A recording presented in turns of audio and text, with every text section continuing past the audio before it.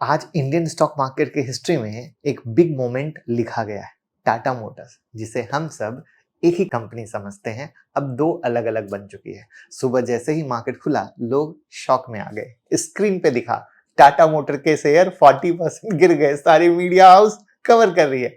लोगों ने पैनिक में क्या किया, बेचना शुरू कर दिया, क्योंकि मार्केट में हर दिन नए लोग आते हैं, उन्हें समझ नहीं पड़ता है। लेकिन सच क्या है? क्या टाटा मोटर सच में 40% गिर गया है, या एक गोल्डन अपॉर्चुनिटी है? तो चलिए सिंपल वर्ड में पूरा सीन समझते हैं। क्यों स्प्लिट हुआ, कैसे हुआ, और आपके शेयर पर क्या असर हो सकता है। तो किस किस के पास टाटा मोटर्स है, कमेंट में टाटा मोटर्स जरूर लिख दीजिएगा। और यूट्यूब मेंबर से जुड़े रहिएगा ना, तो ये सब पैनिक नहीं होगा। आप यूट्यूब मेंबरशिप से जुड़िए, हर एक चीज आपके पास पहले से रहती है, जिससे आपको सब चीज जानकारी हो, चाहे क्रिप्टो हो, चाहे गोल्ड हो, चाहे सिल्वर हो, चाहे स्टॉक मार्केट हो। दूसरों से आगे रहना बहुत जरूरी है। एक बार ज्वाइन कीजिए, बहुत फायदा होगा। तो सबसे पहले क्या बात करते हैं कि स्प्लिट क्यों हुआ। तो टाटा मोटर के अंदर दो अलग अलग टाइप के बिजनेस थे। कमर्शियल व्हीकल यानी सीवी, जिसमें ट्रक, बस और गुड कैरियर्स आते हैं।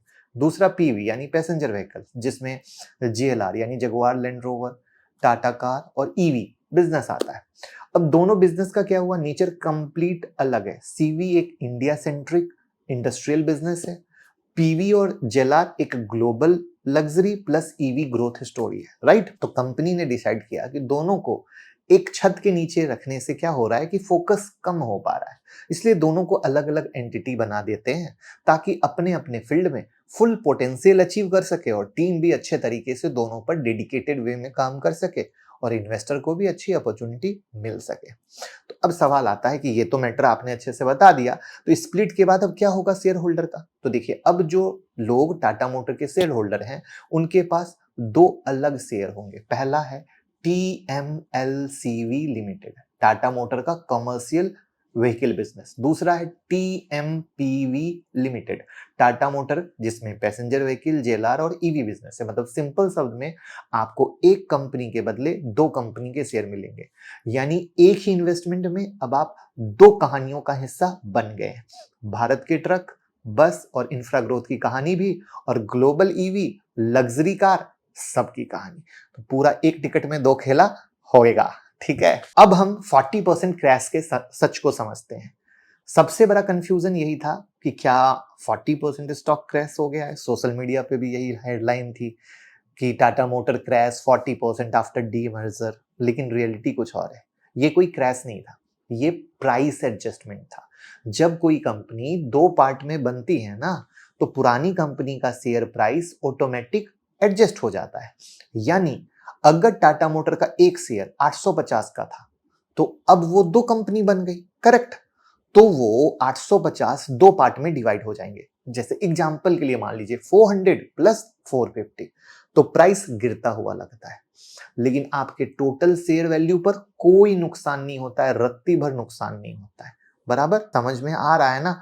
कोई भी आपको लगता हो कि हमारे कंटेंट में और इंप्रूवमेंट की जरूरत है, तो कमेंट में फीडबैक दिया कीजिए। अब यहाँ पर तो एक्सपर्ट के हिसाब से दोनों कंपनियों की एस्टिमेटेड वैल्यू कुछ इस तरीके से हो सकती है, जो आपके स्क्रीन पर भी दिख रही है।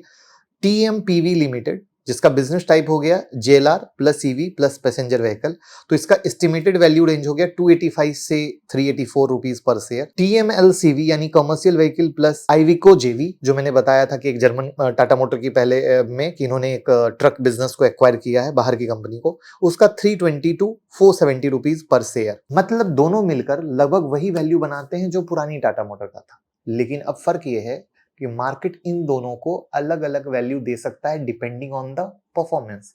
अगर जेएलआर का प्रॉफिट बढ़ता है तो टीएम पीवी के शेयर ऊपर जाएंगे। अगर कमर्शियल व्हीकल का डिमांड स्ट्रांग रहता है तो टीएम एलसीवी के शेयर लीड करेंगे। यानी जो परफॉर्म करेगा उसका शेयर अच्छा, जो नहीं करेगा उसका शेयर नीचे। इससे फायदा क्या होगा? हिडन वैल्यू अनलॉकिंग होगी। इस स्प्लिट का सबसे बिग फायदा यह है कि दोनों बिजनेस अब क्लियर और इंडिपेंडेंट है।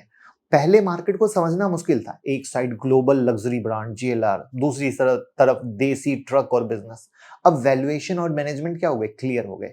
जेएलआर और एवी बिजनेस अपने ग्लोबल इन्वेस्टर को अट्रैक्ट करेगा, सीवी बिजनेस अपने देसी डिमांड स्टोरी पर फोकस करेगा, और इस प्रोसेस से हिडन वैल्यू अनलॉक होगी। मतलब दोनों कंपनी अलग अलग साइन कर सकती है, और हो सकता है दोनों परफॉर्म करे तो शायद जो एक कंपनी में आप ग्रोथ नहीं ले पा रहे थे, वो दो मिलकर दें। राइट। लेकिन यहाँ पर ध्यान रखिएगा, दोनों की कहानी अलग है, दोनों कंपनी के ग्रोथ ड्राइवर भी अलग है।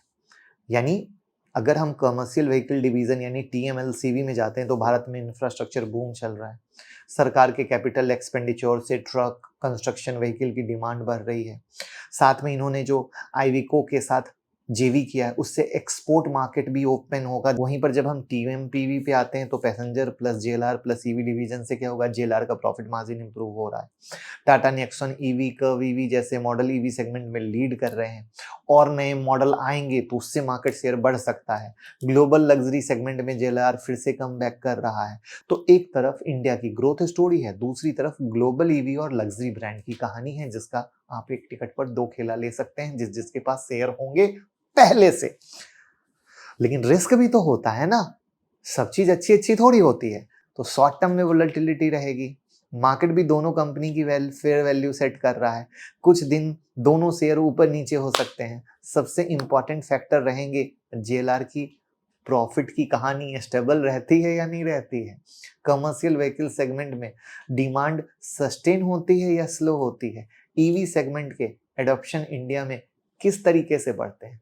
लेकिन अगर आप लॉन्ग टर्म इन्वेस्टर हैं तो पैनिक नहीं करना चाहिए, बल्कि ये जो 360 डिग्री एनालिसिस सिखाई है इसको समझना चाहिए। नहीं तो मेरे ऐप को डाउनलोड कर लीजिए, मुकुल अग्रवाल, एंड्रॉइड और आईओएस पर 25 वीडियो फ्री मिलेगी और साथ में दीपावली का 50% का डिस्काउंट है हमारे कोर्स पर। एक बार ट्राई कीजिए और वहां पर बहुत सारी क्वेरी आप पूछ सकते हैं, अपने सवालों के जवाब ले सकते हैं, ठीक है ना। देखिए, टाटा मोटर का जो टाटा ग्रुप है, इनका ट्रैक रिकॉर्ड स्ट्रांग है और हर रीस्ट्रक्चरिंग उन्होंने यूं ही टाइम पास के लिए नहीं की है, ग्रोथ के लिए की है, जो हिस्ट्री से देख सकते हैं। तो सिंपल लैंग्वेज में, पैनिक मत कीजिए, शॉर्ट टर्म फ्लक्चुएशन को इग्नोर कीजिए, लॉन्ग टर्म ग्रोथ दोनों साइड है, चाहे वो भारत की इकोनॉमी हो या ग्लोबल ईवी का डिमांड हो, और यही कहानी है। तो पैनिक ना करके वीडियो को अच्छे से शेयर कर दीजिए, जिससे सबकी पिक्चर क्लियर हो जाए। कोई डाउट तो नहीं बचा, वीडियो में मजा आया हो कमेंट में जरूर बताइए। Thank you so much. और हमारे नाम से बहुत सारे फर्जी अकाउंट चलते हैं, तो भैया रियल टेलीग्राम की लिंक डिस्क्रिप्शन में, वहाँ बहुत सारी न्यूज, बहुत सारे अपडेट जो आपके लिए एकदम बहुत बेहतरीन होते हैं देता हूँ, उसको ज्वाइन कर लीजिएगा।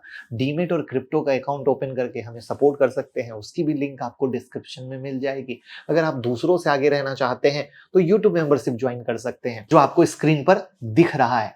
यहाँ पर हर वीक वीडियो आती है और साथ में लाइव मार्केट अपडेट मिलता है, जो रखता है आपको दूसरों से आगे। और साथ में हमारा मोबाइल ऐप भी डाउनलोड कर सकते हो। 25 वीडियो की फ्री लिस्ट है, जहां पे आपको हम सीखने के लिए 25 वीडियो डाल रखे हैं, जो ट्रेडिंग, इन्वेस्टमेंट सब आसान करेगा। तो मुकुल अग्रवाल नाम से एंड्रॉइड और आईओएस पे यूज करो और दूसरों को भी बताओ।